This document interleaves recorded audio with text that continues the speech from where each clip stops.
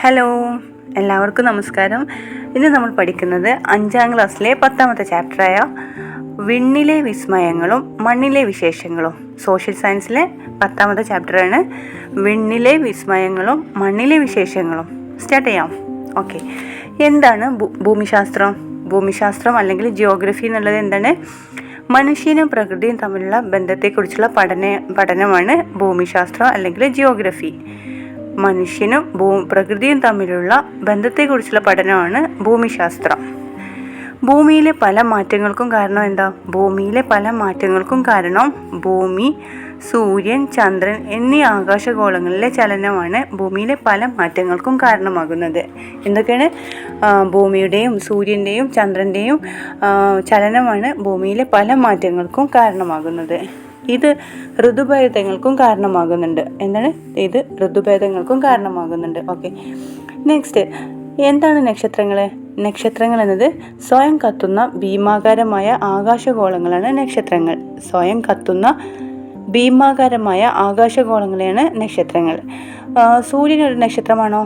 അതെ, സൂര്യൻ ഒരു നക്ഷത്രമാണ്.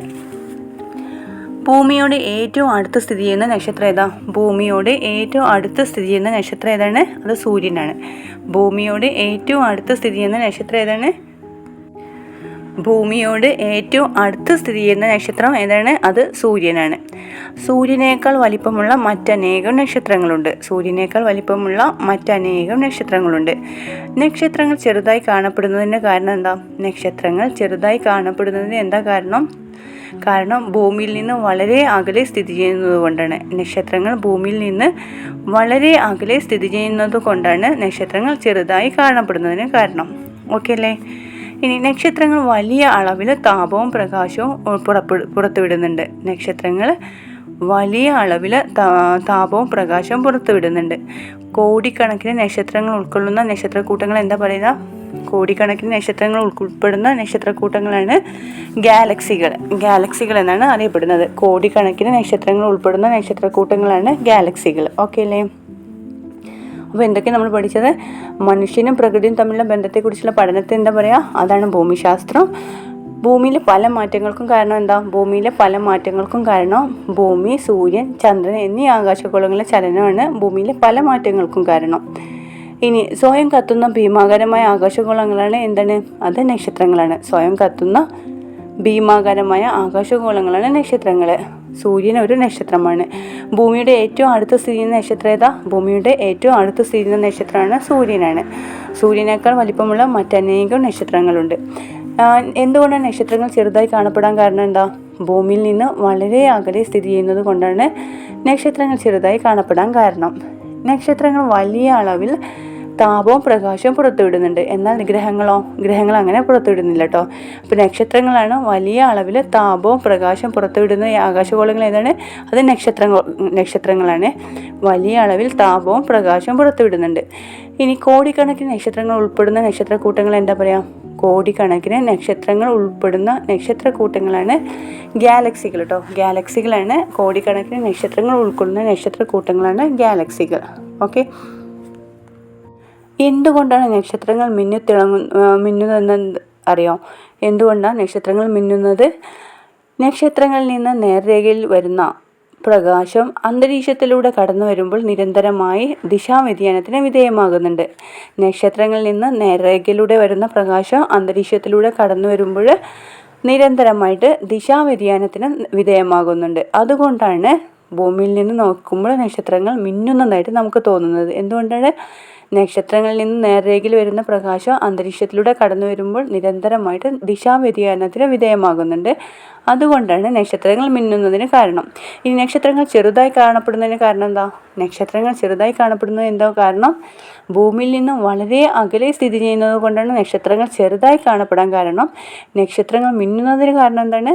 നക്ഷത്രങ്ങളിൽ നിന്ന് നേർരേഖയിൽ വരുന്ന പ്രകാശം അന്തരീക്ഷത്തിലൂടെ കടന്നു വരുമ്പോൾ നിരന്തരമായിട്ട് ദിശാവ്യതിയാനത്തിന് വിധേയമാകുന്നുണ്ട്. അതുകൊണ്ടാണ് ഭൂമിയിൽ നിന്ന് നോക്കുമ്പോൾ നക്ഷത്രങ്ങൾ മിന്നുന്നതായിട്ട് നമുക്ക് തോന്നാൻ കാരണം. ഓക്കെ, നെക്സ്റ്റ് ആണ്, എന്താണ് ഗാലക്സികൾ?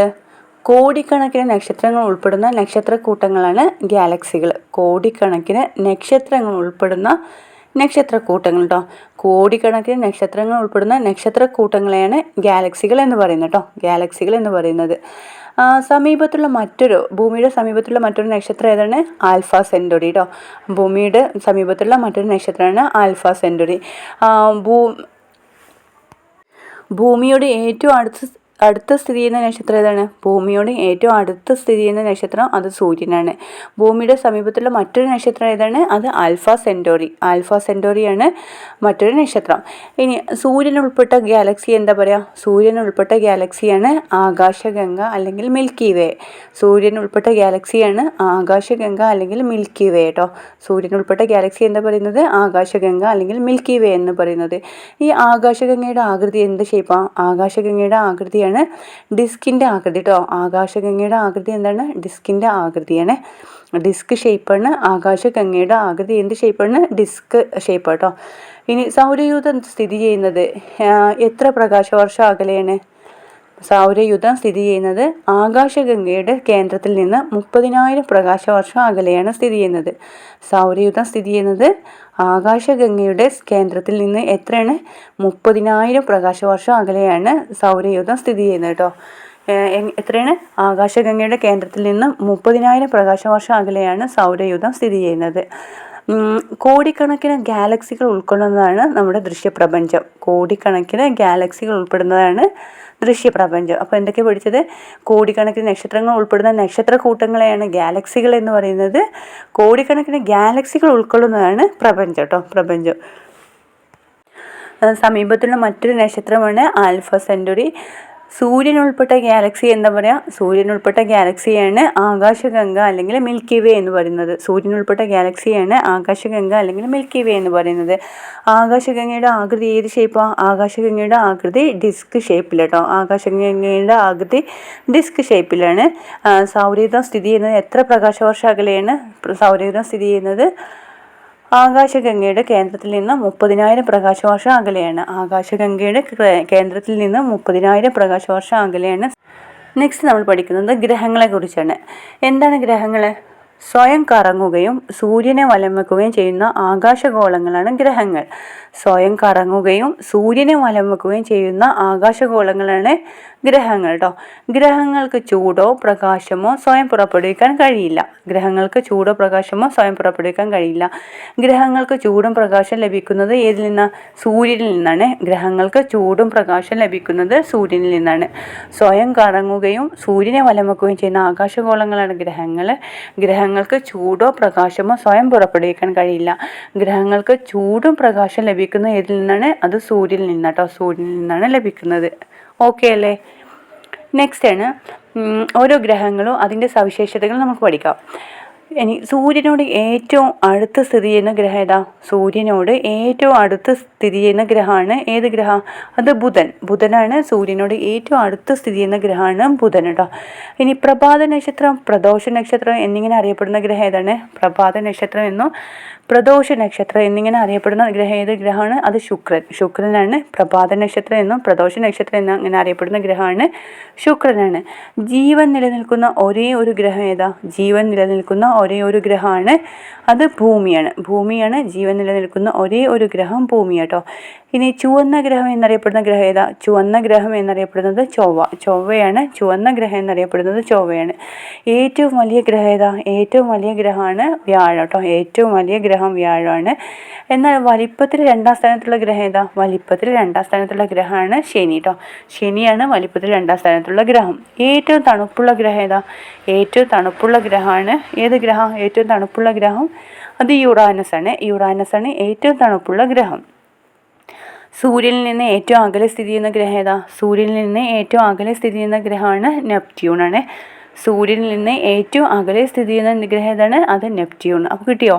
അപ്പോൾ ചോദിക്കാം, സൂര്യനോട് ഏറ്റവും അടുത്ത സ്ഥിതി ചെയ്യുന്ന ഗ്രഹം ഏതാണ്? അത് ബുധനാണ്. സൂര്യനിൽ നിന്ന് ഏറ്റവും അകലെ സ്ഥിതി ചെയ്യുന്ന ഗ്രഹം നെപ്റ്റ്യൂണാണ്. പ്രഭാത നക്ഷത്രം എന്നും പ്രദോഷ നക്ഷത്രം എന്നിങ്ങനെ അറിയപ്പെടുന്ന ഗ്രഹമാണ് ശുക്രനാണ്. ജീവൻ നിലനിൽക്കുന്ന ഒരേ ഒരു ഗ്രഹമാണ് ഭൂമി കേട്ടോ. ജീവൻ നിലനിൽക്കുന്ന ഒരേ ഒരു ഗ്രഹം ഭൂമിയാണ്. ചുവന്ന ഗ്രഹം എന്നറിയപ്പെടുന്നത് ചൊവ്വയാണ്. ഏറ്റവും വലിയ ഗ്രഹം വ്യാഴമാണ്. എന്നാൽ വലിപ്പത്തിൽ 2ാം സ്ഥാനത്തുള്ള ഗ്രഹമാണെങ്കിൽ ശരിയാണ്. ഏറ്റവും തണുപ്പുള്ള ഗ്രഹം ഏതാ? യുറാനസ് കേട്ടോ. ഏറ്റവും തണുപ്പുള്ള ഗ്രഹം യുറാനസ് ആണ്. ഭൂമിയിൽ നിന്ന് ഏറ്റവും അകലെ സ്ഥിതി ചെയ്യുന്ന ഗ്രഹമാണ് നെപ്റ്റ്യൂണാണ്. ഓക്കെ അല്ലേ? നെക്സ്റ്റ് നമ്മൾ പഠിക്കുന്നത് സൗരയൂഥത്തെക്കുറിച്ചാണ്. എന്താണ് സൗരയൂഥം? സൗരയൂഥം എന്നത് എന്തൊക്കെ ഉൾക്കൊള്ളുന്നതാ? സൂര്യനും സൂര്യനെ ചുറ്റുന്ന 8 ഗ്രഹങ്ങൾ, അവയുടെ ഉപഗ്രഹങ്ങൾ, കുള്ളൻ ഗ്രഹങ്ങൾ, ക്ഷുദ്രഗ്രഹങ്ങൾ, ഉൽക്കകൾ, വാൽ നക്ഷത്രങ്ങൾ എന്നിവ ചേർന്നതാണ് സൗരയൂഥം. എന്തൊക്കെയാണ്? സൂര്യനും സൂര്യനെ ചുറ്റുന്ന 8 ഗ്രഹങ്ങളും അവയുടെ ഉപഗ്രഹങ്ങളും, കുള്ളൻ ഗ്രഹങ്ങൾ, ക്ഷുദ്രഗ്രഹങ്ങൾ, കുള്ളൻ ഗ്രഹങ്ങളുണ്ട്, ക്ഷുദ്രഗ്രഹങ്ങളുണ്ട്, ഉൽക്കകൾ, വാൽ നക്ഷത്രങ്ങൾ എന്നിവ ചേർന്നതാണ് സൗരയൂഥം കേട്ടോ. സൗരയൂഥം. ഇനി സൗരയൂഥത്തിൻ്റെ കേന്ദ്രം ഏതാണ്? സൗരയൂഥത്തിൻ്റെ കേന്ദ്രമാണ് സൂര്യനാണ് സൗരയൂഥത്തിൻ്റെ കേന്ദ്രം. സൂര്യനാണ് സൗരയൂഥത്തിൻ്റെ കേന്ദ്രം. സൗരയൂഥത്തിൻ്റെ കേന്ദ്രം സൂര്യനാണെന്ന് പറഞ്ഞ പോളണ്ടുകാരനായ വാനശാസ്ത്രജ്ഞനാരാ?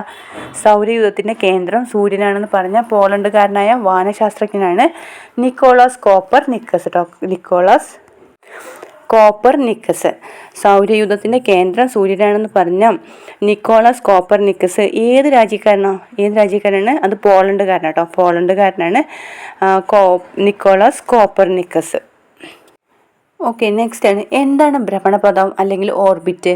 എന്താണ് ഭ്രമണപഥം അല്ലെങ്കിൽ ഓർബിറ്റ്?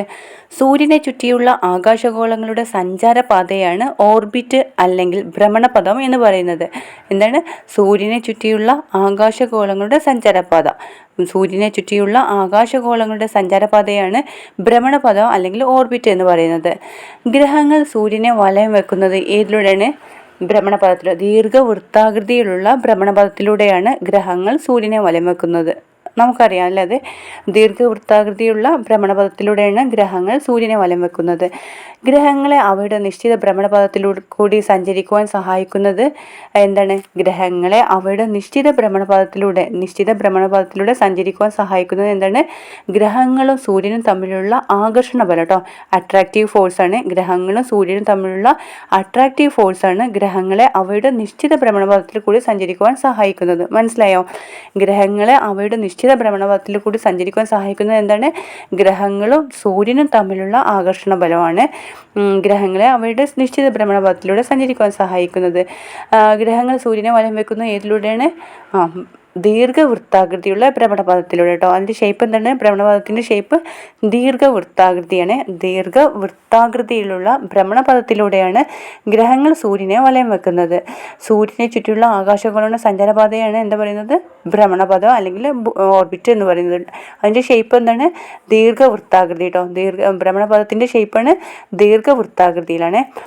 ഇനി സൂര്യനെ വലം വെക്കുന്നതോടൊപ്പം ഗ്രഹങ്ങളെല്ലാം അവയുടെ സാങ്കല്പിക അച്ചുതണ്ടിൽ സ്വയം കറങ്ങുന്നുണ്ട്. അതിനെന്താ പറയുക? അതിനാണ് ഭ്രമണം എന്ന് പറയുന്നത്. സൂര്യനെ വലം വെക്കുന്നതോടൊപ്പം ഗ്രഹങ്ങളെല്ലാം അവയുടെ സാങ്കല്പിക അച്ചുതണ്ടിൽ സ്വയം കറങ്ങുന്നുണ്ട്. സൗരയൂഥം ഉൾപ്പെടുന്ന ഗാലക്സി ഏതാണ്? സൗരയൂഥം ഉൾപ്പെടുന്ന ഗാലക്സിയാണ് ക്ഷീരപഥം അഥവാ ആകാശഗംഗ അല്ലെങ്കിൽ മിൽക്കി വേ എന്ന് പറയുന്നത്. സൗരയൂഥം ഉൾപ്പെടുന്ന ഗാലക്സി ഏതാണ്? സൗരയൂഥം ഉൾപ്പെടുന്ന ഗാലക്സിയാണ് ക്ഷീരപഥം അഥവാ ആകാശഗംഗ ഓർ മിൽക്കി വേ എന്ന് പറയും കേട്ടോ. മിൽക്കി വേ അല്ലെങ്കിൽ ക്ഷീരപഥം ഓർ ആകാശഗംഗ എന്നാണ് പറയുന്നത്. ഇതിൽ കോടാനുകോടി നക്ഷത്രങ്ങളുണ്ട്. ഈ ക്ഷീരപഥത്തിൽ കോടാനുകോടി നക്ഷത്രങ്ങളുണ്ട്. ഇനി കോടിക്കണക്കിന് ഗാലക്സികൾ ഉൾപ്പെടുന്നതാണ് യൂണിവേഴ്സ് അല്ലെങ്കിൽ പ്രപഞ്ചം. കോടിക്കണക്കിന് ഗാലക്സികൾ ഉൾപ്പെടുന്നതാണ് യൂണിവേഴ്സ് അല്ലെങ്കിൽ പ്രപഞ്ചം കേട്ടോ. കോടിക്കണക്കിന് ഗാലക്സികൾ ഉൾപ്പെടുന്നതാണ് പ്രപഞ്ചം. ഓക്കെ, ഇത്രയും ഓക്കെ അല്ലേ? ഇനി നെക്സ്റ്റ് ആണ് സൗരയൂഥത്തിലെ അംഗങ്ങളും സവിശേഷതകളും കേട്ടോ. സൗരയൂഥത്തിലെ അംഗങ്ങളും സവിശേഷതകളും. ഫസ്റ്റ് നമ്മൾ പഠിക്കുന്നത് ഇമ്പോർട്ടൻ്റ് ആയിട്ടുള്ള ആള് സൂര്യൻ. സൗരയൂഥത്തിൻ്റെ കേന്ദ്രമാണ് സൂര്യൻ. സൗരയൂഥത്തിൻ്റെ കേന്ദ്രമാണ് ജ്വലിക്കുന്ന വാതകഗോളമാണ് സൂര്യൻ. ജ്വലിക്കുന്ന വാതകഗോളമാണ് സൂര്യൻ. സൗരയൂഥത്തിൻ്റെ കേന്ദ്രമാണ് സൂര്യൻ. വൻതോതിൽ താപവും ഊർജം പുറത്തേക്ക് വിടുന്നു.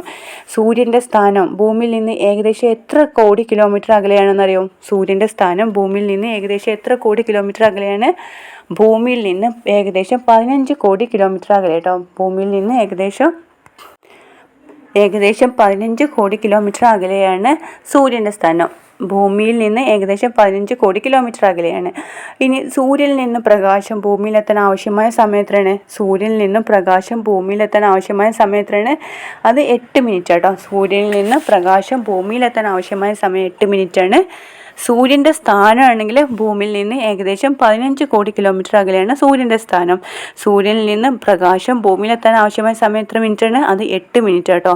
ഇനി സൂര്യനിൽ ഏറ്റവും കൂടുതൽ അടങ്ങിയിരിക്കുന്ന മൂലകം ഏതാ? സൂര്യനിൽ ഏറ്റവും കൂടുതൽ അടങ്ങിയിരിക്കുന്ന മൂലകമാണ് ഹൈഡ്രജൻ കേട്ടോ. സൂര്യനിൽ ഏറ്റവും കൂടുതൽ അടങ്ങിയിരിക്കുന്ന മൂലകം ഏതാണ്? അത് ഹൈഡ്രജനാണ്. സൗരക്കാറ്റുകൾ ഉണ്ടാകുന്നത് എത്ര വർഷത്തിലൊരിക്കലും അറിയോ? സൗരക്കാറ്റുകൾ ഉണ്ടാകുന്നത് എത്ര വർഷത്തിലൊരിക്കലാണ്? അത് 11 വർഷത്തിലൊരിക്കലാണ് സൗരക്കാറ്റുകൾ ഉണ്ടാകുന്നത്.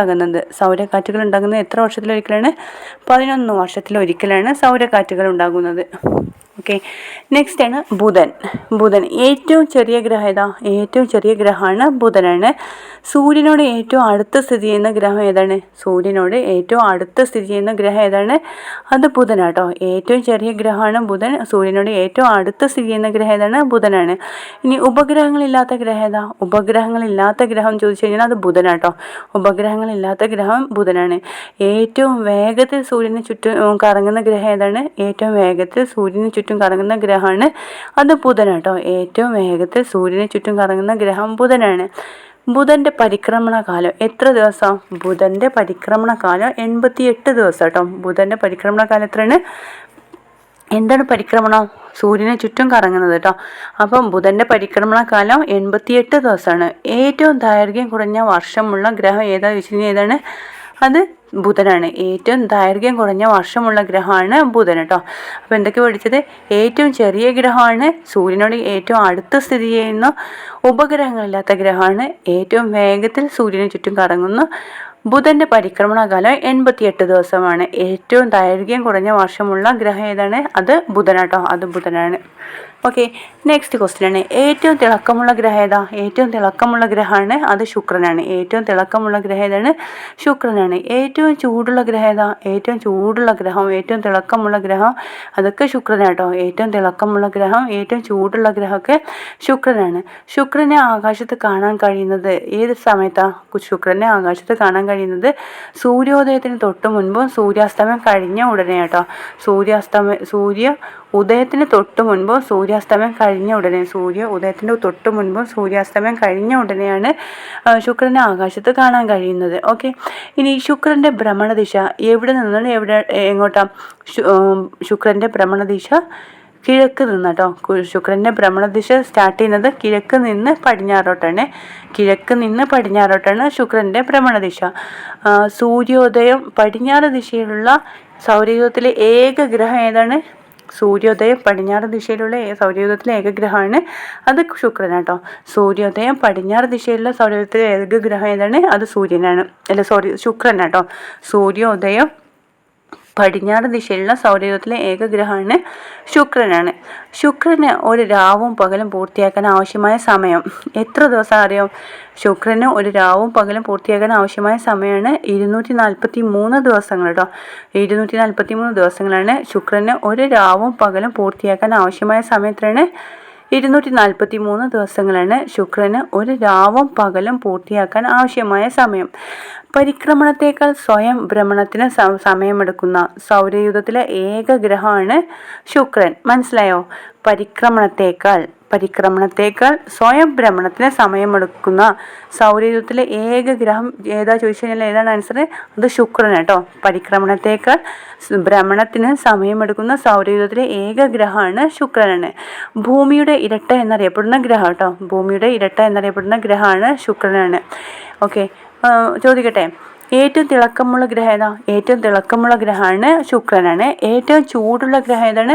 ഏറ്റവും ചൂടുള്ള ഗ്രഹം ശുക്രനാണ്. ശുക്രനെ ആകാശത്ത് കാണാൻ കഴിയുന്ന സമയം എപ്പോഴൊക്കെയാണ്? ഒന്ന് സൂര്യോദയത്തിൻ്റെ തൊട്ട് മുൻപും സൂര്യാസ്തമയം കഴിഞ്ഞ ഉടനെയാണ് ശുക്രനെ ആകാശത്ത് കാണാൻ കഴിയുക.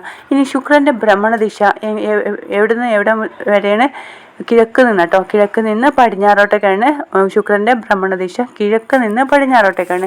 സൂര്യോദയം പടിഞ്ഞാറ് ദിശയുള്ള സൗരയൂഥത്തിലെ ഏക ഗ്രഹമാണ്. സൂര്യോദയം ഏത് ദിശയാണ്? സൂര്യൻ ഉദിക്കുന്നത് പടിഞ്ഞാറ് ദിശയുള്ള സൗരയൂഥത്തിലെ ഏക ഗ്രഹമാണ് ശുക്രനാണ്.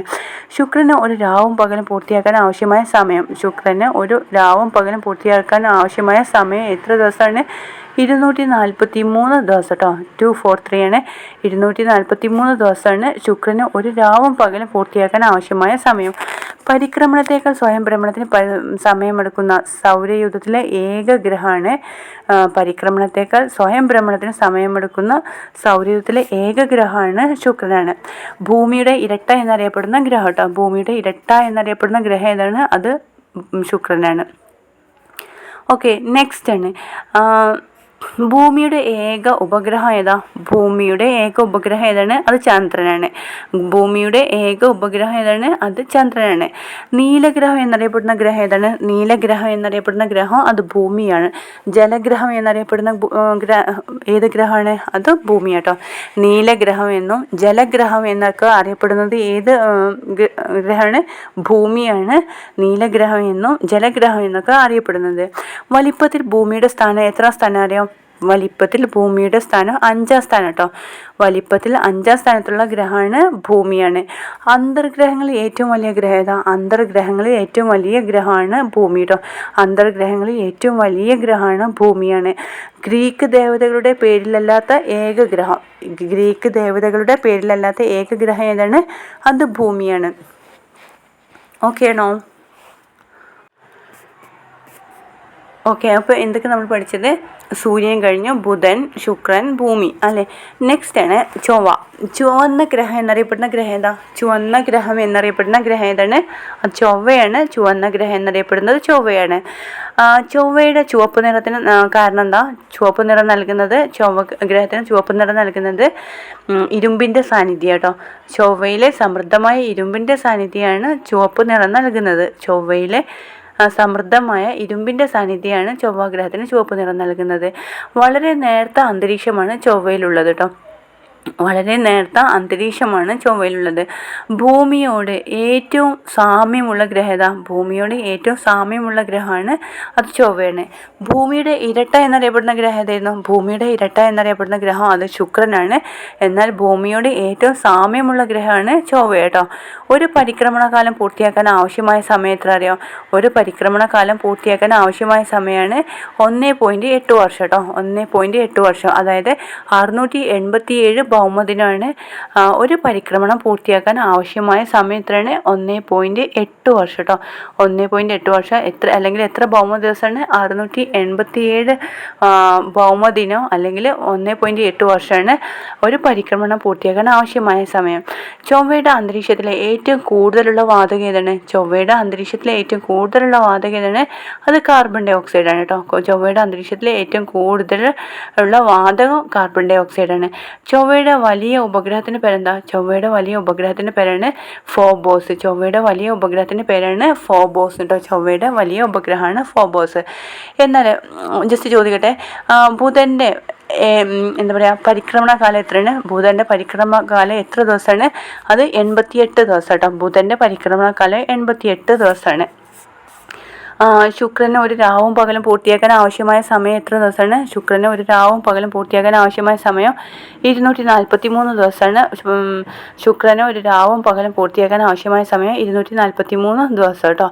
ഇനി സൂര്യനിൽ ഏറ്റവും കൂടുതൽ അടങ്ങിയിരിക്കുന്ന മൂലകം ഏത് മൂലകം? സൂര്യനിൽ ഏറ്റവും കൂടുതൽ അടങ്ങിയിരിക്കുന്ന മൂലകം ഏത് മൂലകമാണ്? അത് ഹൈഡ്രജനാണ്. സൂര്യൻ്റെ സ്ഥാനം എത്ര കോടി കിലോമീറ്റർ അകലെയായിരുന്നു ഭൂമിയിൽ നിന്ന്? സൂര്യൻ്റെ സ്ഥാനം ഏകദേശം 15 കോടി കിലോമീറ്റർ അകലെയാണ് സൂര്യൻ്റെ സ്ഥാനം. സൂര്യനിൽ നിന്ന് പ്രകാശം ഭൂമിയിലെത്താൻ ആവശ്യമായ സമയം എത്ര മിനിറ്റ്? 8 മിനിറ്റാണ്. സൂര്യനിൽ നിന്ന് പ്രകാശം ഭൂമിയിലെത്താൻ ആവശ്യമായ സമയം എത്രയാണ്? 8 മിനിറ്റ് കേട്ടോ. 8 മിനിറ്റാണ്. ഇനി ചൊവ്വയുടെ വലിയ ഉപഗ്രഹത്തിൻ്റെ പേരെന്താ? ചൊവ്വയുടെ വലിയ ഉപഗ്രഹത്തിൻ്റെ പേരാണ് ഫോബോസ്. ഫോബോസ് ആണ് ചൊവ്വയുടെ വലിയ ഉപഗ്രഹത്തിൻ്റെ പേരാണ് ഫോബോസ്. ഓക്കെ അല്ലേ? ഇനി നെക്സ്റ്റ് ആണ് സൗരയൂഥത്തിലെ ഏറ്റവും വലിയ ഉപഗ്രഹമാണ് ഏതാ? ഏത് ഉപഗ്രഹമാണ്? വ്യാഴം. സൗരയൂഥത്തിലെ ഏറ്റവും വലിയ ഉപഗ്രഹമാണ് വ്യാഴമാണ്. വ്യാഴത്തിന് ടെക്സ്റ്റ് ബുക്ക് യൂണിവേഴ്സിറ്റി ടെക്സ്റ്റ് ബുക്കിലാണ് പറയുന്നത് 60-ലധികം ഉപഗ്രഹങ്ങളുണ്ടെന്നാണ്. കറക്റ്റ് പറയുമ്പോൾ എത്രയാണ്? 97 ഉപഗ്രഹങ്ങൾ കേട്ടോ. വ്യാഴത്തിന് 97 ഉപഗ്രഹങ്ങളാണ് ഉള്ളത്. പച്ച കലർന്ന നീല നിറത്തിലാണ് വ്യാഴം കാണപ്പെടുന്നത്. പച്ച കലർന്ന നീല നിറത്തിൽ കാണപ്പെടുന്ന ഇതാണ് വ്യാഴം. ഒരു പരിക്രമണം പൂർത്തിയാക്കാൻ ആവശ്യമായ സമയം എത്ര വർഷമാണ്? ഒരു പരിക്രമണം പൂർത്തിയാക്കാൻ ആവശ്യമായ സമയമാണ് 12 വർഷം കേട്ടോ. ഒരു പരിക്രമണം പൂർത്തിയാക്കാൻ ആവശ്യമായ സമയമാണ് 12 വർഷമാണ്. പാലായന പ്രവേഗം ഏറ്റവും കൂടിയ ഗ്രഹമാണ് വ്യാഴം. പാലായന പ്രവേഗം ഏറ്റവും കൂടിയ ഗ്രഹം ഏതാണ്? അത് വ്യാഴമാണ്. അപ്പോൾ ഏറ്റവും ഭാരം കൂടിയ ഏറ്റവും വലിയ ഗ്രഹം ഏതാ? അത് വ്യാഴമല്ലേ. അതിൽ തന്നെ അതുകൊണ്ടാണ് ഏറ്റവും കൂടുതൽ പാലായന പ്രവേഗം ഏറ്റവും കൂടിയ ഗ്രഹവും വ്യാഴമാണ്. 59.5 km/s കേട്ടോ. 59.5 km/s വ്യാഴത്തിൻ്റെ പാലായന പ്രവേഗം എത്രയാണ്? 59.5 km/s വ്യാഴത്തിൻ്റെ പാലായന പ്രവേഗം. ഗുരുത്വാകർഷണ ബലം ഏറ്റവും കൂടുതലുള്ള ഗ്രഹം ഏതാ? ഗുരുത്വാകർഷണ ബലം ഏറ്റവും കൂടുതലുള്ള ഗ്രഹമാണ് അത് വ്യാഴം കേട്ടോ. വ്യാഴമാണ് ഗുരുത്വാകർഷണ ബലം ഏറ്റവും കൂടുതലുള്ള ഗ്രഹം വ്യാഴമാണ്. ഓക്കെ, നെക്സ്റ്റ് ആണ് വാതക ഭീമൻ എന്നറിയപ്പെടുന്ന ഗ്രഹം ഏതാ? വാതക ഭീമൻ എന്നറിയപ്പെടുന്ന ഗ്രഹമാണ് ശനി കേട്ടോ. വാതക ഭീമൻ എന്നറിയപ്പെടുന്ന ഗ്രഹമാണ് ശനിയാണ്. ജലത്തേക്കാൾ സാന്ദ്രത കുറവാണ്. ശനിക്ക് ജലത്തേക്കാൾ സാന്ദ്രത കുറവാണ്. വാതക ഭീമൻ എന്നറിയപ്പെടുന്ന ഗ്രഹമാണ്. ജലത്തേക്കാൾ സാന്ദ്രത കുറവാണ്. ചുറ്റും വലയങ്ങളുണ്ട്. ഗോൾഡൻ ജയന്റ് എന്നറിയപ്പെടുന്ന ഗ്രഹം ഏതാ? ഗോൾഡൻ ജയന്റ് എന്നറിയപ്പെടുന്ന ഗ്രഹമാണ് ഏത് ഗ്രഹമാണ്? അത് ശനിയാണ്. ഗോൾഡൻ ജയന്റ് എന്നറിയപ്പെടുന്ന ഗ്രഹമാണ് ശനിയാണ്. ഏറ്റവും കൂടുതൽ ഉപഗ്രഹങ്ങളുള്ള ഗ്രഹം ഏതാ? ഏറ്റവും കൂടുതൽ ഉപഗ്രഹങ്ങളുള്ള ഗ്രഹമാണ് ശനിയാണ്. ഭൂമിയുടെ അപരൻ, ഭൂമിയുടെ ഭൂതകാലം എന്നീ പേരിലൊക്കെ അറിയപ്പെടുന്നത് ഭൂമിയുടെ ഭൂതകാലം, ഭൂമിയുടെ അപരൻ എന്നൊക്കെ അറിയപ്പെടുന്ന ആരാണ്? അത് ശനിയാട്ടോ. ശനിയാണ് ഭൂമിയുടെ അപരന്, ഭൂമിയുടെ ഭൂതകാലം എന്നൊക്കെ അറിയപ്പെടുന്നത് ഏത് ഗ്രഹമാണ്? ശനിയാണ്. എന്നാൽ ഭൂമിയുടെ ഇരട്ട എന്നറിയപ്പെടുന്ന ഗ്രഹം ഏതാ? ഭൂമിയുടെ ഇരട്ട എന്നറിയപ്പെടുന്ന ഗ്രഹം ശുക്രനാണ്. ഭൂമിയുടെ ഏറ്റവും സാമ്യമുള്ള ഗ്രഹം ഏതാണ്? അത് ചൊവ്വ കേട്ടോ. ചൊവ്വയിലാണ് ഏറ്റവും സാമ്യമുള്ള ഗ്രഹം ചൊവ്വയാണ്. ഭൂമിയുടെ അപരൻ, ഭൂമിയുടെ ഭൂതകാലം എന്നീ പേരിൽ അറിയപ്പെടുന്ന ഗ്രഹം ഏതാ? ഭൂമിയുടെ അപരൻ, ഭൂമിയുടെ ഭൂതകാലം എന്നിങ്ങനെ അറിയപ്പെടുന്ന ഗ്രഹമാണ് അത് ശനിയാട്ടോ. ശനിയാണ്. ഓക്കെ, നെക്സ്റ്റ് ആണ് സൗരയൂഥത്തിലെ ശയന പ്രദക്ഷിണം നടത്തുന്ന ഏക ഗ്രഹം ഏതാ? സൗരയൂഥത്തിലെ ശയന പ്രദക്ഷിണം നടത്തുന്ന ഏക ഗ്രഹമാണ് യുറാനസ് ആണ്. യുറാനസിൻ്റെ അച്ചുതണ്ടിൻ്റെ ചരിവ് എത്ര ഡിഗ്രി അറിയോ? അത് 98 ഡിഗ്രിയാണ്. യുറാനസിൻ്റെ അച്ചുതണ്ടിൻ്റെ ചരിവ് 98 ഡിഗ്രിയാണ്. എന്നാൽ ഭൂമിയുടെ ചരിവോ 23.5 ഡിഗ്രിയാണ്. ഭൂമിയുടെ ചരിവ് 23.5 ഡിഗ്രിയാണ്. യുറാനസിൻ്റെ അച്ചുതണ്ടിൻ്റെ ചരിവാണെങ്കിൽ 98 ഡിഗ്രി കേട്ടോ. യുറാനസിൻ്റെ അച്ചുതണ്ടിൻ്റെ ചരിവ് എത്രയാണ്? 98 ഡിഗ്രിയാണ്. ഭൂമിയുടേതാണെങ്കിൽ 23.5 ഡിഗ്രിയാണ്. ഭൂമിയുടെ എത്ര ഇരട്ടി വലിപ്പമുള്ള ഗ്രഹം എന്ന് പറയുക യുറാനസ്? അത് 4 ഇരട്ടി കേട്ടോ. ഭൂമിയുടെ 4 ഇരട്ടി വലിപ്പമുള്ള ഗ്രഹമാണ് യുറാനസ് ആണ്. എപ്പോഴും വാതകാവസ്ഥയിലാണ്. ഭൂമിയുടെ 4 ഇരട്ടി വലിപ്പമുള്ള ഈ ഗ്രഹം എപ്പോഴും വാതകാവസ്ഥയിലാണ് ഉള്ളത്. 30-ലധികം ഉപഗ്രഹങ്ങളുണ്ട് യുറാനസിന്. എത്രയാണ്? 30-ലധികം ഉപഗ്രഹങ്ങളുണ്ട്. യുറാനസിൻ്റെ ഏറ്റവും വലിയ ഉപഗ്രഹം ഏതാ? യുറാനസിൻ്റെ ഏറ്റവും വലിയ ഉപഗ്രഹമാണ് അത് ഏതാണ് അറിയാം? ടൈറ്റാനിയ. ടൈറ്റാനിയാണ് യുറാനസിൻ്റെ ഏറ്റവും വലിയ ഉപഗ്രഹമാണ്. ടൈറ്റാനിയാണ്. ഉരുളുന്ന ഗ്രഹം എന്നറിയപ്പെടുന്ന ഗ്രഹം ഏതാ? ഉരുളുന്ന ഗ്രഹം എന്നറിയപ്പെടുന്ന ഗ്രഹമാണ് അത് യുറാനസ് ആണ്. യുറാനസിൻ്റെ ഏറ്റവും വലിയ ഉപഗ്രഹം ടൈറ്റാനിയാണ്. ഉരുളുന്ന ഗ്രഹം എന്നറിയപ്പെടുന്നത് അത് യുറാനസ് ആണ്. സൗരയൂഥത്തിൽ ശയന പ്രദക്ഷിണം നടത്തുന്ന ഏക ഗ്രഹം ഏതാണെന്ന് ചോദിച്ചു കഴിഞ്ഞാൽ ആൻസർ യുറാനസ് ആണ്. യുറാനസിൻ്റെ അച്ചുതണ്ടിൻ്റെ ചെരിവാണെങ്കിൽ 98 ഡിഗ്രിയാണ്. ഭൂമിയുടെ ചെരിവാണെങ്കിലോ 23.5 ഡിഗ്രിയാണ്. എത്ര ഉപഗ്രഹങ്ങളുണ്ട്? 30-ലധികം ഉപഗ്രഹങ്ങളുണ്ട്. യുറാനസിൻ്റെ ഏറ്റവും വലിയ ഉപഗ്രഹമാണ് ടൈറ്റാനിയാണ്. ഓക്കെ അല്ലേ? നെക്സ്റ്റ് ആണ് നെപ്റ്റ്യൂൺ. 25-ലധികം ഉപഗ്രഹങ്ങൾ നെപ്റ്റ്യൂണുണ്ട്.